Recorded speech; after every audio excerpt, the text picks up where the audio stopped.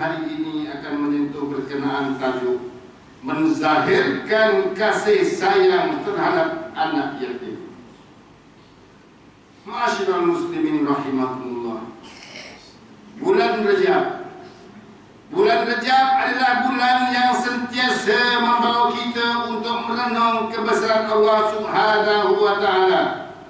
Bulan Rajab pernah mencatatkan sejarah yang sangat hebat dan memberikan kesan yang sangat mendalam dalam hati orang-orang yang beriman.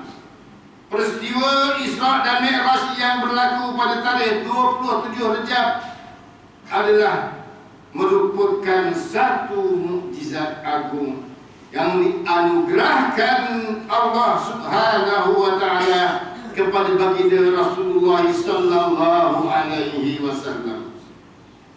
Peristiwa ini didakamkan oleh Allah Subhanahu wa taala menerusi firman-Nya dalam surah Al-Isra ayat yang pertama, sebagaimana yang dibacakan di awal khutbah tadi, yang bermaksud Maha suci Allah yang telah menjalankan hamba-Nya, yakni Nabi Muhammad sallallahu alaihi wasallam, pada suatu malam dari Masjidil Haram di Mekah ke Masjidil Aqsa di Palestin, yang telah kami berkati sekelilingnya agar kami memperlihatkan kepadanya sebahagian daripada tanda-tanda kekuasaan dan kebesaran kami. Sesungguhnya Dialah yang maha mendengar lagi maha melihat. Peristiwa Isra dan Mi'raj bukan sahaja mengandungi kisah perjalanan Rasulullah sallallahu alaihi wasallam yang sangat istimewa, akan tetapi ia juga mengandungi banyak pengajaran dan iktibar yang patut dimanfaatkan oleh seluruh umat Islam. Salah satu daripada peristiwa menarik yang berlaku pada malam itu, sebagaimana yang diriwayatkan oleh Imam At-Tabari dalam tafsirnya daripada Abu Sa'id Al-Khudri, yang bahawa baginda Rasulullah sallallahu alaihi wasallam diperlihatkan akan segolongan manusia yang mempunyai bibir seperti bibir unta. Mereka digambarkan menelan bara api sehingga penuh perut mereka, kemudian memuntahkannya semula, lalu mereka dimasukkan ke dalam neraka yang apinya panas menjulang-julang. Apabila baginda bertanya kepada Jibril alaihissalam tentang apa yang dilihatnya, lalu Jibril alaihissalam memberitahu bahawa itulah balasan untuk mereka yang memakan harta anak yatim secara zalim. Saudara-saudaraku kaum muslimin yang dimuliakan, peringatan berkenaan dengan tanggungjawab terhadap anak yatim adalah merupakan satu peringatan yang tidak boleh diambil dengan islah. Anak yatim adalah merujuk kepada mereka yang telah kematian bapanya dan masih belum mencapai usia baligh serta belum mampu untuk mencari nafkah bagi dirinya sendiri. Anak yatim dikira sebagai kumpulan yang sangat istimewa dalam agama kerana ujian hidup yang dilalui oleh mereka. Maka oleh sebab itu Allah Subhanahu wa taala telah mengangkat kedudukan mereka di sisi manusia dan mereka wajar diberikan tempat yang baik dalam masyarakat. Sesungguhnya menzahirkan sifat kasih terhadap anak yatim adalah satu tuntutan dalam agama. Allah Subhanahu wa taala telah memerintahkan kepada anak yatim beriman agar menzahirkan kasih sayang terhadap mereka yang memelihara mereka dengan sebaiknya. Hal ini bertepatan dengan firman Allah Subhanahu wa taala menerusi surah At-Duha ayat 9 dan 10. A'udzu billahi minasyaitonir rajim. Fa ammal yatima fala taqhar wa ammas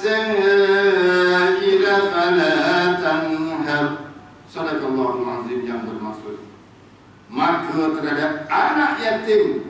Janganlah kamu berlaku kasar, dan adapun orang yang meminta bantuan, janganlah kamu mengherdiknya.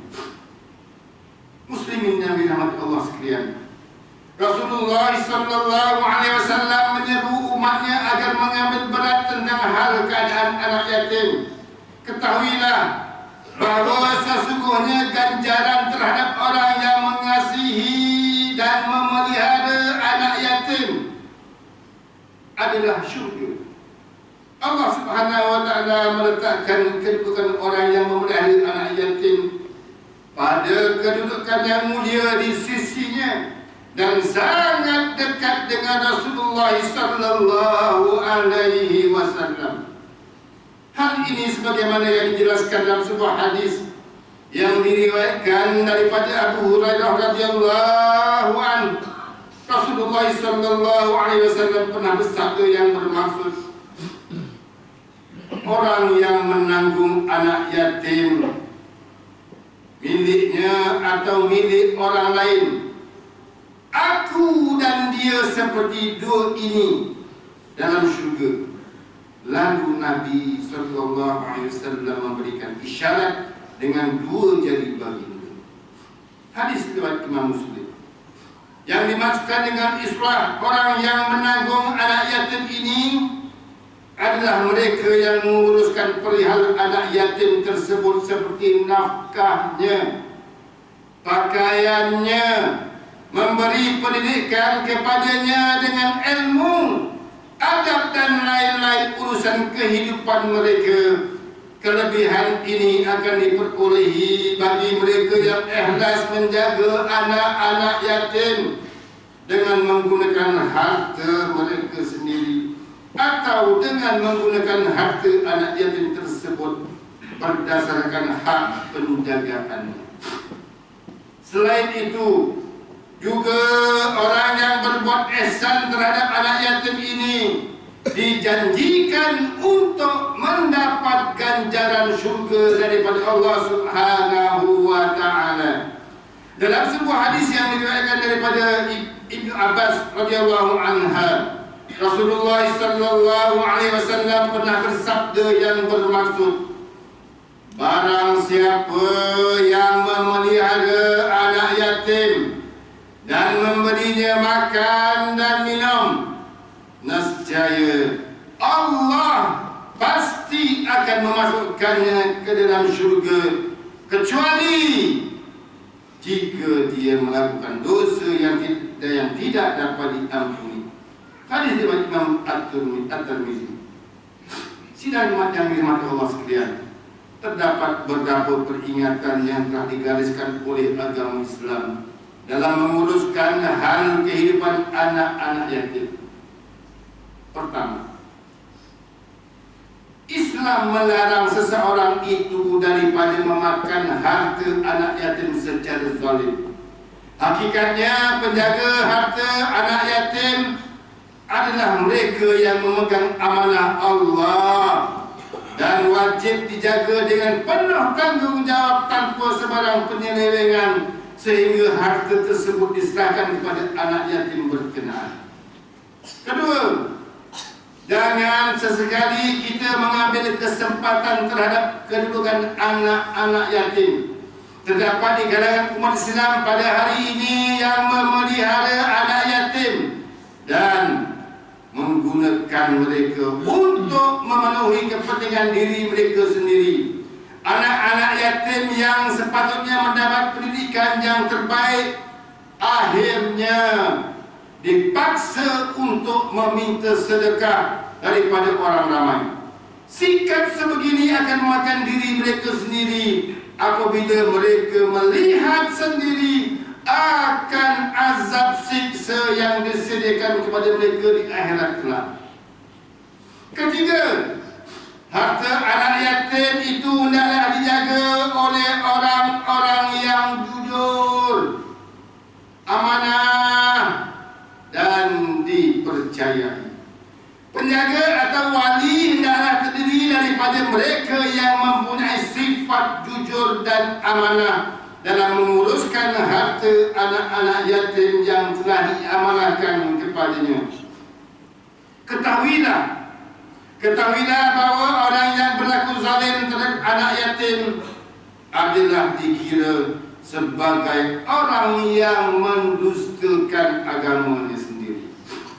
Masyarul muslimin rahimakumullah, sebagai kesimpulan bagi mengakhiri khutbah pada hari ini, Khatib ingin mengingatkan pada jemaah sekalian bahawa tanggungjawab terhadap anak-anak yatim itu adalah merupakan salah satu daripada peringatan yang penting yang diingatkan oleh Allah Subhanahu wa Ta'ala dalam peristiwa Isra dan Mi'raj.